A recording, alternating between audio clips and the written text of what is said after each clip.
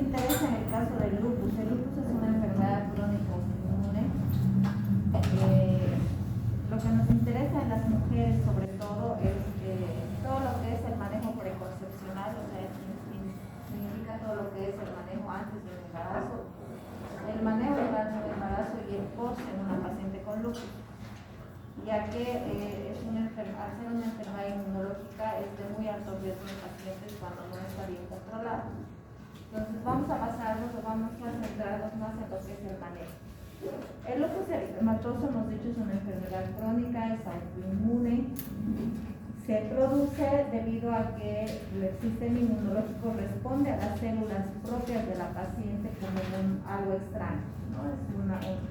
Se produce una reacción inmunológica destruyendo las propias células. Se caracteriza por ser multisistémica porque va a afectar a varios órganos y sistemas, al sistema renal, va a afectar a la parte dermatológica, la piel, al sistema hepático, puede estar asociada a problemas de insuficiencia renal, puede estar asociada a trombocitopenia, como hemos visto. Entonces tiene la característica de ser autoinmune. Tiene una expresión clínica heterogénea, quiere decir que no todas las pacientes o todos los pacientes con lupus tienen las mismas características o la misma sintomatología. Va a depender si la paciente está en una forma activa de la enfermedad para ver qué tipo de características puede tener.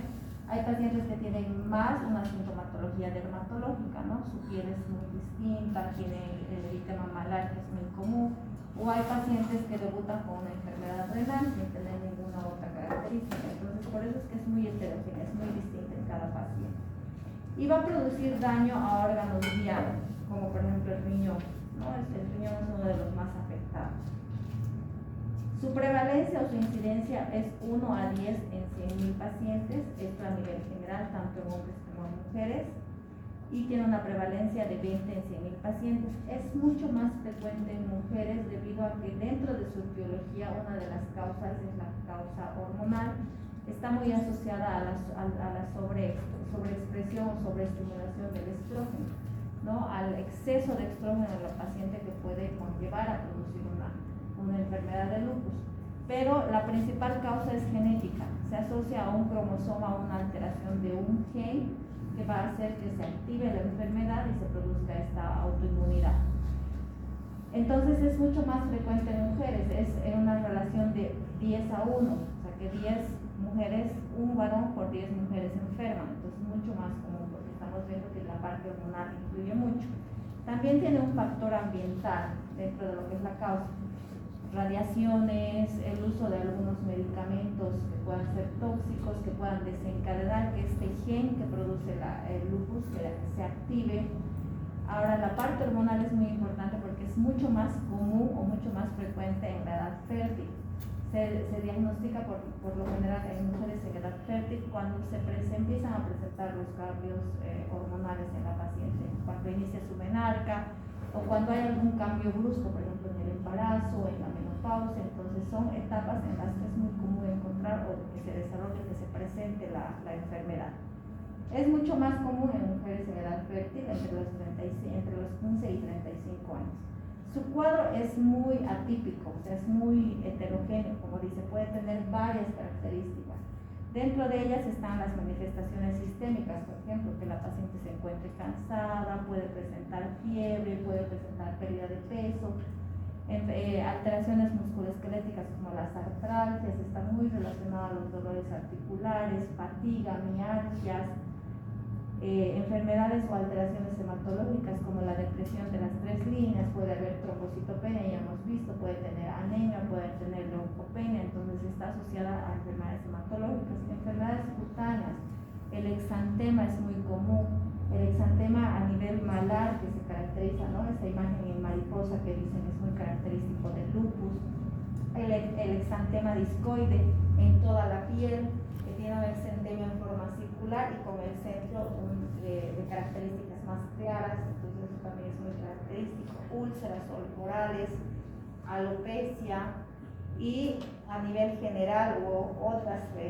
alteraciones puede ser en cualquiera de los órganos, ¿no? Puede estar asociada a valvulopatías a nivel cardíaco, puede estar asociada a una nefritis lúpica a nivel renal, gastrointestinales, vasculares, Al ser tan heterogénea, también es muy difícil hacer el diagnóstico, ¿no? Porque como tiene tantas características, tantas alteraciones que se pueden ir asociando y cada patología o cada paciente va a presentar una diferente característica, entonces se ha hecho un conjunto de criterios para que se pueda hacer el diagnóstico. Primero se utilizaba, en el 2012 se había visto, dentro de los criterios se habían ido clasificando de acuerdo a la sintomatología cutánea, muscular, articular, entonces se los ha ido clasificando. Pero en 2019 se ha utilizado esta última característica o este último criterio en el que le va a dar puntos a la paciente dependiendo a qué características tenga. Va a tomar en cuenta las características clínicas y las características laboratoriales. Dentro de lo que son los laboratorios va a tomar en cuenta todo lo que son laboratorios inmunológicos, autoanticuerpos, ¿no? Anti-DNA, anti-RO, anti-ANA. Entonces, ¿qué va a hacer en el caso de los laboratorios? Tiene que tener por lo menos 3 características inmunológicas positivas de todo lo que se le va a hacer. Y en los criterios clínicos tiene que tener por lo menos 7 características clínicas. Y dentro de las 7 características clínicas va a estar la parte constitucional, físicamente, ya hemos visto que hay algunas alteraciones cutáneas, hematológicas, neuropsiquiátricas, cutáneas, serosas y musculoesqueléticas. Entonces, todo lo que hemos ido viendo las van a ir agrupando y por lo menos tiene que tener 7 características clínicas y 3 características laboratoriales para decir que esa paciente es una paciente con lupus. En total van a ser 7 puntos para la paciente, 3 clínicos y 3 laboratoriales. Dentro de los laboratoriales, ¿cuáles son los que se utilizan? Los anticuerpos autoinmunes, los autoanticuerpos, los antinucleares, los anti-RO, anti-A, anti-DNA. Entonces son varios autoanticuerpos que se pueden hacer diagnóstico y los antifosfolipídicos también. Está muy asociado al síndrome antifosfolipídico del lupus, entonces se va a tomar en cuenta todos estos laboratorios, 3 de estos tienen que ser positivos. Pero para hacer el tratamiento, para hacer el seguimiento de la paciente una vez ya sea positiva, el más importante es el anti-DNA. El anti-DNA nos habla de cómo está haciendo su seguimiento, cómo está su control de la paciente. Entonces vamos a ver qué es el que más se utiliza. Pero para hacer el diagnóstico, cualquiera de los 6 que vemos tiene que haber 3 positivos. Entonces, ¿qué nos interesa en el manejo de la paciente con lupus? Hemos dicho que es importante, es muy importante la etapa preconcepcional. Como el diagnóstico generalmente se hace en pacientes en edad fértil, de 15 para arriba, entonces tenemos pacientes en una edad en la que la paciente probablemente quiere tener hijos. O lo fundamental en la paciente es eso, ¿no? Ver la parte de la preconcepcional. ¿Por qué es importante? Porque va a depender mucho de cómo esté la paciente para ver si es o no apto un embarazo en este tipo de pacientes. Vamos a hablar sobre el propio embarazo, cuál es la resolución de los pacientes con lupus y finalmente en la lactancia y en el puerperio. Entonces, cuando estamos hablando de fertilidad en la paciente con lupus eritematoso, si la paciente está bien controlada y se está haciendo su manejo de forma adecuada, ¿qué es lo importante o cuál es el objetivo del manejo en las pacientes y las pacientes con lupus? Es que ese paciente no sane de la enfermedad, porque no va a sanar, es una enfermedad genética autoinmune. Entonces no va a haber un tratamiento definitivo, sino va a haber un control. Y lo que se tiene que tratar de evitar en estos pacientes es que hagan brotes lúpicos, que quiere decir cuadros severos de la enfermedad. Entonces se asocia mucho el tratamiento al corticoide, a inmunosupresores, ¿para qué? Para que no se produzcan este tipo de brotes. Entonces lo que hay que hacer es mantener controlado al paciente, no estable, que no presente ninguna característica clínica. Y lo que nos interesa en la paciente, en la mujer, es lo mismo. Si esta paciente está controlada de forma adecuada, va a tener una fertilidad muy similar a una paciente normal. O sea, que quiere decir que no son pacientes que no puedan tener hijos. Son pacientes que si están controladas pueden tener una fertilidad completamente normal. Solamente va a haber algunos casos en los que puede haber esterilidad o puede haber fertilidad disminuida. Por ejemplo, en pacientes que utilizan inmunosupresores a dosis muy altas. ¿Qué va a pasar en estos pacientes? Les provoca menorrea, no menstrua, entonces por tanto no ovula la paciente. Entonces, por ejemplo, en estas pacientes generalmente no se pueden embarazar. No es que se les va a prohibir, sino que simplemente no hay ovulación y no se pueden embarazar. Entonces, ciertos casos vamos a tener eso, en los que no se puede embarazar. Pero vamos a tener otros casos en los que ya está contraindicado el embarazo. Entonces, en unas no se puede embarazar y en otras, aunque se puede embarazar, está completamente contraindicada. Entonces lo que hay que ir valorando es eso. Y lo que hay que tratar de controlar en la paciente, como dice aquí, los brotes, que presente brote en la paciente. Además de que antes de que se embarace va a haber ciertos medicamentos que vamos a tener que descontinuar un cierto tiempo, lo va a tener que usar, entonces, y eso depende mucho de cómo se encuentra la paciente. Y algunos casos especiales en los que la paciente no debería embarazarse o está contraindicado, por ejemplo, pacientes que tengan nefritis lúpica, que haya ya una alteración a nivel renal, el uso de inmunosupresores, lo que les había dicho, más que contraindicado es que pacientes no tienen fertilidad cuando utilizan inmunosupresores. Alteraciones en el ciclo menstrual, como que tengan amenorrea, no menstrue, e insuficiencia ovárica temprana. Al usar por mucho tiempo inmunosupresores como el metrotexate, por ejemplo, va disminuyendo la fertilidad. ¿Por qué? Porque va provocando una insuficiencia ovárica. Entonces las pacientes entran en una menopausia precoz. Entonces en estas pacientes también obviamente es más difícil un embarazo. Entonces depende mucho de la característica de la paciente. Pero si la paciente está controlada, puede tener un embarazo completamente normal y su fertilidad es la misma que en cualquier otra paciente. Cuando se hace el manejo preconcepcional a la paciente con lupus, este tiene que ser multidisciplinario por todas las características que hemos visto en la paciente. Reumatológicas, por ejemplo, tiene que haber un manejo reumatológico porque la paciente tiene problemas de artralgia, poliartralgia, mialgias. Hematológicas, si está asociada a una alteración hematológica, nefrológica. Entonces son varias las especialidades que tienen que realizar el manejo del paciente. Y obviamente el obstetra también está dentro de su manejo. Entonces, ¿qué es lo que hay que ir controlando en cada paciente? Una vez que se inicia su control como obstetricia, una vez que ya la paciente inicia su tratamiento con reumatología, con hematología, inicia su control como obstetricia, lo que nos interesa es la actividad lúpica de la paciente. ¿Cómo vamos a controlar la actividad lúpica de la paciente? Lo que les había dicho. Uno de los anticuerpos autoinmunes es el anti-DNA, que nos sirve para controlar, ¿no? Si se eleva el anti-DNA, probablemente la paciente está con un brote lúpico y eso nos va a avisar un poco, nos va a informar cómo está su actividad. Hay que controlar todos sus estudios de laboratorio, puede estar asociada a otras patologías, problemas de tiroides, trombocitopenia, hemos visto que se asocia mucho al lupus, entonces hay que ir valorando a la paciente para no solamente tratar el lupus, sino tratar todas las enfermedades concomitantes. Hay que ver que no exista daño de otros órganos que nos contraindiquen el embarazo, como la nefritis. Y hay que realizar un ajuste farmacológico, es lo que les decía. Hay fármacos que vamos a tener que disminuir la dosis y hay fármacos que vamos a tener que contraindicar su uso si la paciente decide un embarazo, ¿no? Por lo general, entre 6 a 12 meses hay ciertos fármacos que vamos a ir viendo que se le contraindica a la paciente. Que si los está utilizando, tiene que tomar en cuenta que si hay un embarazo mientras está utilizando estos fármacos, puede producir embriopatías, puede producir malformaciones en el feto. Entonces, hay ciertos medicamentos que sí le vamos a contraindicar. Entonces, la etapa preconcepcional mínimamente tiene que iniciar 12 meses antes de que la paciente ya decida un embarazo. ¿Cómo vamos a saber o cómo vamos a nosotros valorar si la paciente tiene una baja actividad lúpica o hay una remisión de la enfermedad? Baja actividad lúpica quiere decir que la paciente, una vez ha iniciado su tratamiento con la medicación, va a ir disminuyendo su dosis. ¿Por qué? Porque no hay actividad lúpica, entonces necesitamos menos cantidad de medicamentos. Y remisión de los medicamentos, por lo general, está mucho más bajo todavía la medicación o remisión de la enfermedad. Entonces, el uso del corticoide es uno de los datos importantes que nos dice si la paciente está en actividad lúpica, en baja actividad o finalmente está en remisión. Mientras más baja sea la dosis del glucocorticoide, es un dato bueno de que está en baja actividad. Cuando el uso del glucocorticoide es menor de 7.5, entonces la actividad es baja, necesita una dosis muy bajita del glucocorticoide. O cuando la actividad es menor de 5 miligramos. ¿Qué otro dato nos habla de remisión o de que la paciente está estable?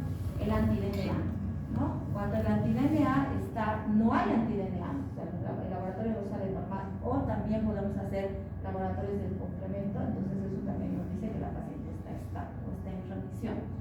Y hay otros criterios también que se utilizan muy similares a los criterios de diagnóstico que hemos visto, en los que va a valorar el anti-DNA y va a valorar algunos criterios clínicos, síntomas signos que presenta la paciente, igual va a ir asociando estos para ver si la paciente está en baja actividad o está en remisión. Entonces, todos estos se puede utilizar para valorar cómo está la paciente. ¿Y cuándo debería nosotros indicar, cuándo deberíamos decirle a la paciente si usted ya se puede embarazar? Cuando la paciente se encuentra en remisión. Y eso debe ser por lo menos 6 meses antes de que empiece un embarazo. O sea, no es como que ya está en remisión y ahora te puedes embarazar. No, estás en remisión y de aquí a 6 meses te puedes embarazar. Entonces, mínimamente 6 meses antes la paciente deberíamos tener este control. ¿Por qué? No solamente por la medicación que está utilizando, no solamente por el tratamiento que está realizando, que puede ser embriotóxico, sino también por todas las complicaciones que puede sobrellevar un embarazo si se embaraza en una actividad lúpica alta, si la paciente se embaraza con un brote lúpico. Entonces, no solamente por el feto, sino también por la madre. Entonces, si la paciente no está en remisión, lo más probable es que durante el embarazo, porque el embarazo también activa el sistema inmunológico, genere un brote lúpico. O sea que el riesgo de brotes es mucho mayor. Y si se presenta un brote lúpico en el embarazo, hay más riesgo de aborto, más riesgo de parto prematuro, más riesgo de restricción de crecimiento, más riesgo de preeclampsia. Entonces, son varias las complicaciones que se van asociando en caso de que la paciente se embarace no en remisión y peor aún si está utilizando todavía medicamentos que no se tienen que utilizar. Entonces, para ir haciendo sus controles, ir valorando, ya hemos visto, hay que hacer laboratorios de toda la parte hematológica, hay que hacer todos los autoanticuerpos. La proteína de 24 horas es importante porque nos va a decir si la paciente está en una nefritis lúpica o no hay alteración renal, también es importante. ¿Cuáles son las comorbilidades que se pueden presentar fuera de todo lo que hemos visto en la paciente? O comorbilidades que deberían estar contraindicadas para un embarazo.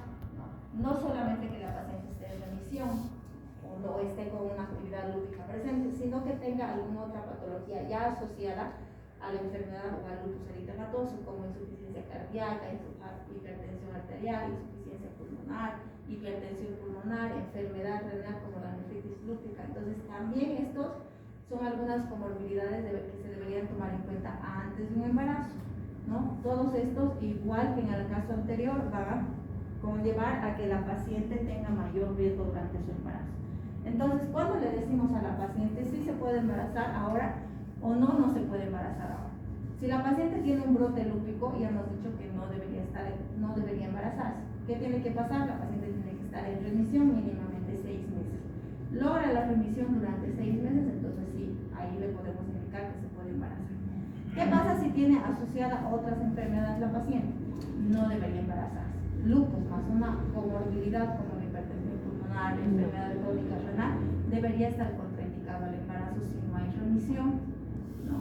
Y peor aún si está ictus, que nos quiere decir peor aún si está en tratamiento activo en ese momento. ¿Cuáles son los medicamentos que vamos a poder utilizar en el embarazo y cuáles son los medicamentos que no se podrían utilizar? En general tenemos glucocorticoides, tenemos inmunosupresores que en realidad son los más importantes. Tenemos varios que se pueden utilizar durante el embarazo. Por ejemplo, los glucocorticoides vamos a poder utilizar la prednisona o la metilprednisolona. ¿Qué es lo que hay que controlar en los glucocorticoides? La dosis que se está utilizando. No debería utilizarse más de 20 miligramos, ¿no? Esa debería ser la dosis máxima. ¿Y qué hemos dicho? Que en remisión la dosis debería ser menos de 5 miligramos. Entonces, lo ideal es utilizar, si está la paciente preparándose para un embarazo, que sea menos de 5 miligramos. Segundo, la hidrocloroquina, un antimalárico que se utiliza en el lupus. La dosis de la hidrocloroquina no va a diferenciar previo a un embarazo en un embarazo ni posterior. Se ha visto que no hay ninguna mejoría si le aumentamos la dosis en el embarazo, o sea que 5 miligramos es la dosis estándar que se va a utilizar en todas las pacientes. No modifica por peso, no modifica si hay un brote lúpico, esa es la dosis que se va a utilizar en todas las pacientes. Inmunosupresores como la ceatropina se puede utilizar, la ciclosporina se puede utilizar. Entonces, ¿qué inmunosupresores no se puede utilizar? El metrotexato. Los AINES para los casos de dolor, para las artralgias, las ñajas que tiene la paciente, sí se puede utilizar, pero no se recomienda por encima de las 32 semanas. máximo deberíamos utilizar AINES hasta las 32 semanas, porque corre el riesgo de que se produzca cierre prematuro del ductus arterioso venoso en el bebé. Entonces, hasta las 32 semanas está indicado el uso de los AINES sin ningún problema. La aspirina no hay ninguna contraindicación. Toda paciente con lupus debería recibir aspirina porque hemos dicho que una de las comorbilidades es la hipertensión. Entonces, inicia el embarazo y iniciamos aspirina, no está contraindicada. El rituximab, que es otro es otro inmunosupresor. Sí se puede utilizar, pero no se puede utilizar el primer trimestre, por eso está en rojo. Entonces, el primer trimestre está contraindicado su uso porque también puede producir embriopatía. Entonces, ¿cuáles son los que usamos? Ya hemos dicho, los AINES se pueden utilizar, que hay que tener cuidado en los AINES, el cierre del ductus arterioso venoso. Entonces, tenemos que máximo hasta las 32 semanas lo podemos indicar. ¿Qué AINE, por ejemplo, podemos utilizar? La indometacina son los que se puede utilizar para el dolor en las pacientes. La prednisona y la metilprednisona hemos dicho que sí se puede utilizar. La paciente debería estar en remisión, o sea, la dosis debería ser mínima. Pero que hay que tomar en cuenta que debe ser menos de 20 miligramos. Eso es lo ideal del uso de la prednisona. ¿Qué otro medicamento? La hidrocloroquina. Hemos dicho que ese es el medicamento de uso universal en realidad en el lupus, que hay que tomar en cuenta que el uso de la dosis es solamente 5 miligramos. Y sí o sí tiene que estar medicada la paciente porque vamos a evitar algunos efectos secundarios de la enfermedad, ya sea en la madre como el producto, y se ha visto que el uso de la cloroquina va a ir disminuyendo todos estos riesgos de brotes lúpicos, riesgo de nefritis, riesgo de partos prematuros, riesgo de preeclampsia. Entonces disminuye todo esto si la paciente está medicada con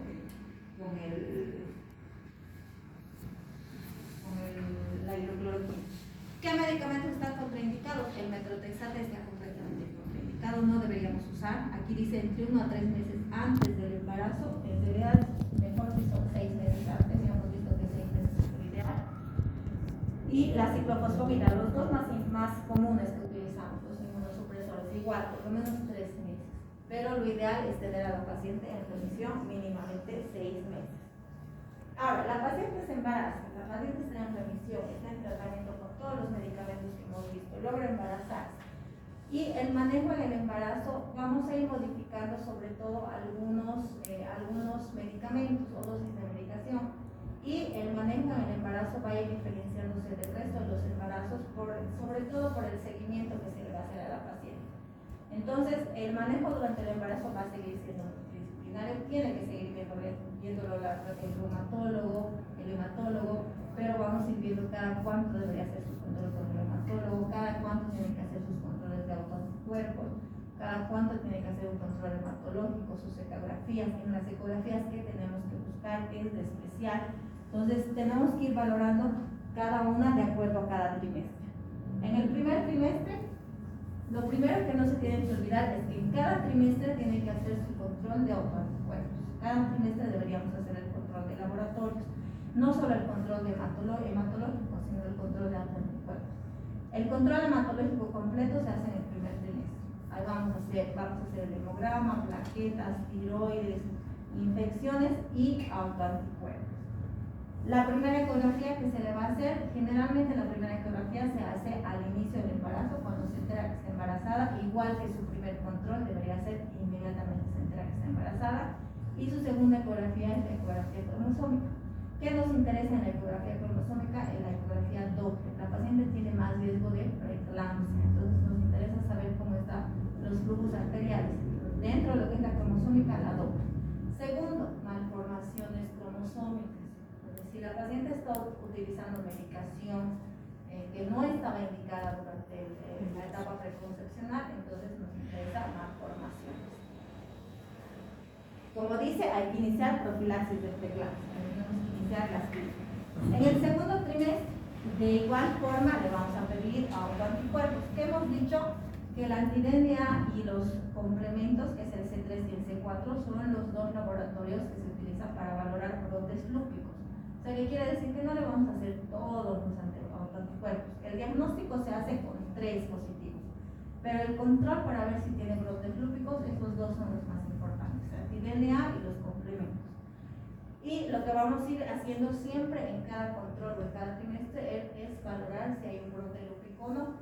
En el segundo trimestre vamos a hacer la ecografía morfológica. Igual en la ecografía morfológica nuevamente le solicitamos la ecografía Doppler para valorar cómo está el desarrollo y el flujo arterial a nivel de la placenta. Vamos a valorar también malformaciones en este momento y en esta etapa, aparte de la ecografía morfológica, sí o sí se le va a pedir una valoración cardiológica al bebé, ¿no? Que sea una valoración del corazón del bebé, porque se asocia mucho el lupus a alteraciones cardíacas en los bebés. Entonces, igual en el segundo trimestre, junto con la morfológica, se va a hacer un ecocardiograma del producto. En el tercer trimestre, nuevamente vamos a valorar si hay brotes lúpicos o no. Le vamos a hacer igual los anti-DNA y los complementos. En esta etapa vamos a hacer la ecografía de las 28 semanas, que solamente va a ser obstétrica, ya no va a ser Doppler. Y a partir de las 36 semanas le vamos a hacer una prueba sin estrés al producto. ¿Qué quiere decir? Le vamos a hacer un control del corazón del bebé. La prueba sin estrés es un estudio que se hace en 10 minutos, en la que tenemos que controlar movimientos del bebé, tenemos que controlar la frecuencia cardíaca del bebé, y se puede hacer asociado a una ecografía para valorar el perfil biofísico fetal. El perfil biofísico fetal del bebé que valora los movimientos del pulmón del bebé, los movimientos del estómago del bebé, los movimientos propios del bebé, la frecuencia cardíaca y si la paciente está con actividad o no. En este caso dice sin estrés, quiere decir que no tiene que estar con actividad, no debe haber contracciones uterinas. Y se va a hacer cada semana la prueba sin estrés a partir de las 36 semanas para valorar cómo está ese producto, ¿no? Porque si en algún momento la prueba sin estrés nos sale positiva, tendremos que interrumpir ese embarazo. La prueba sin estrés y el perfil biofísico tiene un puntaje de 10, de acuerdo a todo lo que les he ido diciendo, ¿no? Pulmones, abdomen, movimientos del bebé, la cantidad de líquido, la frecuencia cardíaca. Entonces cada uno tiene un puntaje y el puntaje mayor es 10. Si el bebé en algún momento en esta prueba tiene menos de 6, ese bebé tiene que sacarse de la barriguita de la mama porque se va a morir en cualquier momento. Entonces para eso nos sirve la prueba y se hace esto a partir de las 36 semanas para saber en qué momento tiene que interrumpirse ese embarazo. Entonces, la primera consulta hemos dicho divide entera que está embarazada, más o menos entre las 6 a 8 semanas. A partir de la primera consulta, cada control se va a hacer de forma mensual, un control hasta las 30 semanas, cada 1 a 2 semanas hasta las 37 semanas y semanalmente hasta que nazca el bebé. Con el reumatólogo también se tiene que hacer control todo el embarazo, cada 4 a 6 semanas hasta las 28 semanas, cada 3 semanas hasta las 32 semanas y cada 2 semanas hasta las 36 semanas. Entonces, si ven, es mucho más continuo sus controles, tanto con el obstetra como con el reumatólogo.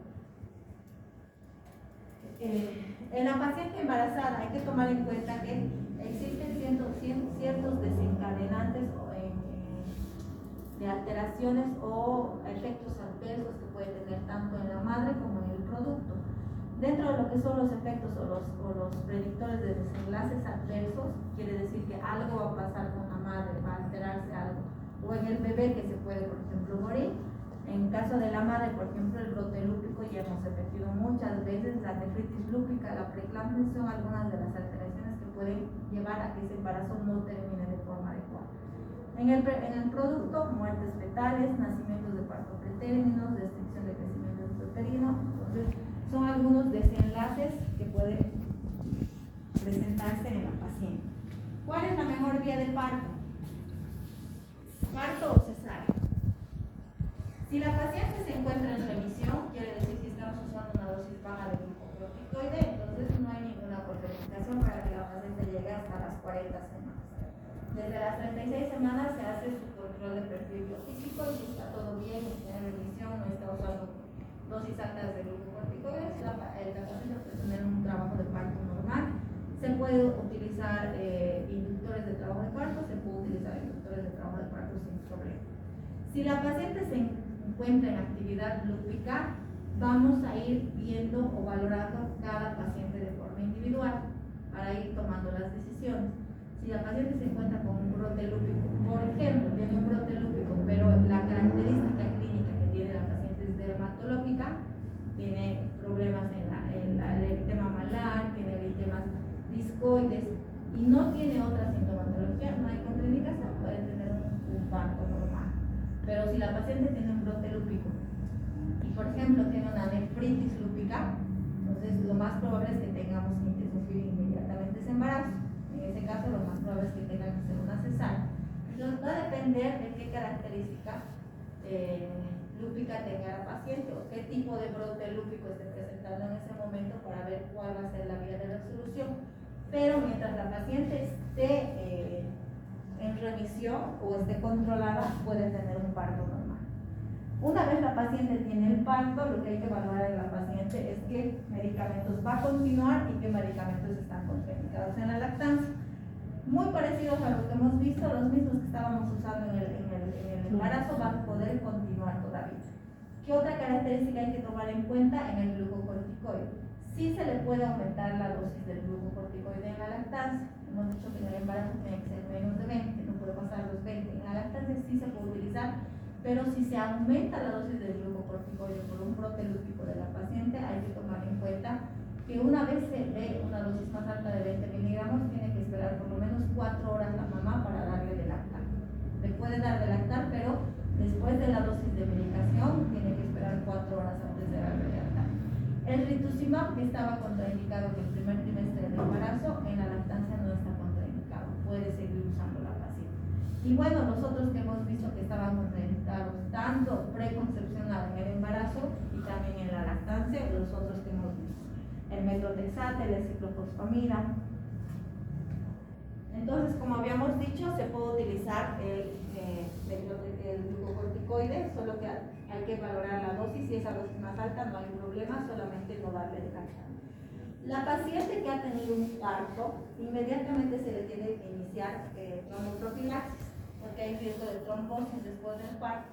Entonces, en este caso está indicado el uso, por ejemplo, de la heparina, podemos usar, sobre todo si son pacientes que tengan algún tipo de enfermedad asociada al lupus, por ejemplo, el síndrome antifosfolipídico. Entonces, si tiene lupus y síndrome antifosfolipídico, hay que iniciarle inmediatamente, pero aún así, a toda paciente con lupus después del parto o de la cesárea, se tiene que iniciar tromboprofilaxis por lo menos 7 días después del parto.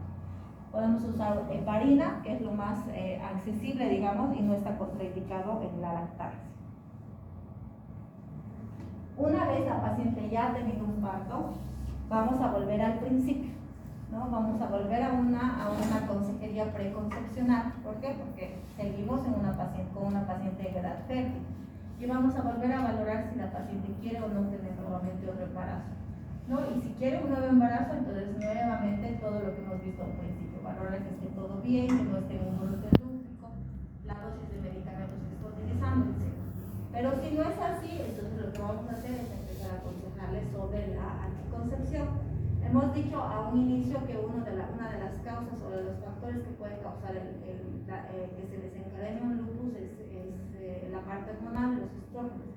Entonces está completamente contraindicado el uso de hormonas o de anticonceptivos combinados que tengan estrógeno y progesterona.